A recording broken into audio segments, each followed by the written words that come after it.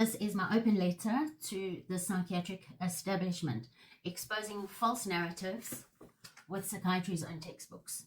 I write as a survivor of the iatrogenic wreckage left in the wake of your so-called scientific practices, a survivor who, like countless others, trusted your expertise only to be betrayed by a system that prioritizes profit, power, and dogma over human lives.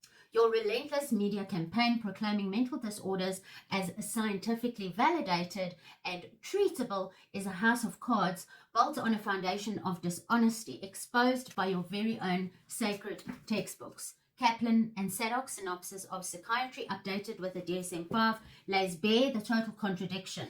Chapter 1, Neurosciences 1.1 Introduction. The fourth paragraph reads as follows. In other fields of medicine, diagnosis is based on physical signs and symptoms, a medical history, and results of laboratory and radiological tests. Drum roll, please.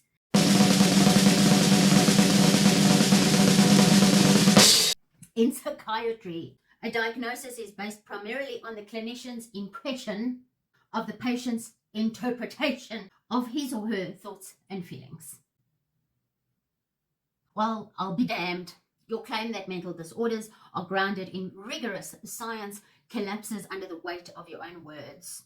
This text exposes the farce, admitting that unlike true medicine, your diagnoses hinge on a clinician's subjective impression of a patient's thoughts matched to a sprawling DSM catalogue of hundreds of nebulous syndromes, not a single one validated by biomarkers' objective texts. The paragraph goes on to read as follows. The patient's symptoms are then cross-referenced to a diagnostic or classification manual, DSM, containing hundreds of potential syndromes, and one or more diagnoses are applied to a particular patient. What? The absurdity of psychiatry's diagnostic process is laid bare by your own admission that clinicians cherry-pick from a DSM bloated with hundreds of vague syndromes, pinning labels on patients' raw human experiences without a shred of objective evidence like biomarkers or lab tests. This scattershot approach masquerades as science, fuels a cycle of overdiagnosis, overmedication, trapping survivors like me in withdrawal nightmares, while psychiatry profits from Pathologize, the soul's response to a fractured world. This is not science. It's subjective guesswork dressed up as medicine, and it's time you face the consequences of your audacity. We demand urgent accountability and a radical return to basics, a mental health system that honors human dignity, not one that pathologizes the soul's response to a broken world. I'm going to put his name on the screen because I can't pronounce it, but as this person said, it is of no measure of health to be well adjusted to a profoundly sick society. End quote. Your failure to heed his truth has earned psychiatry the damning reputation it so richly deserves. Your claim that mental disorders are grounded in science is a grotesque distortion propped up by decades of lies about the chemical imbalances. For years, you peddled the serotonin hypothesis as gospel, convincing millions like me that our distress was a brain defect, fixable only with a pill. Yet, Professor Joanna Moncrief in 2022 obliterated this myth, finding no evidence linking serotonin levels to depression.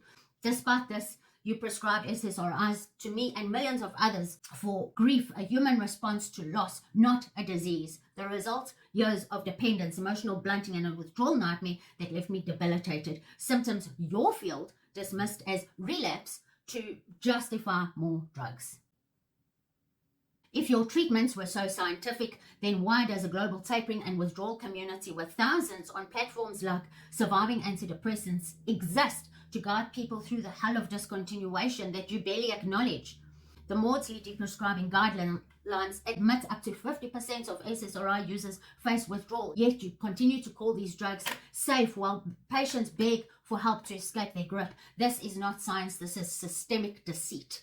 The corruption of psychiatry runs deeper than flawed theories. Your field is entangled with pharmaceutical giants whose billions shape guidelines, fund research, and influence diagnoses.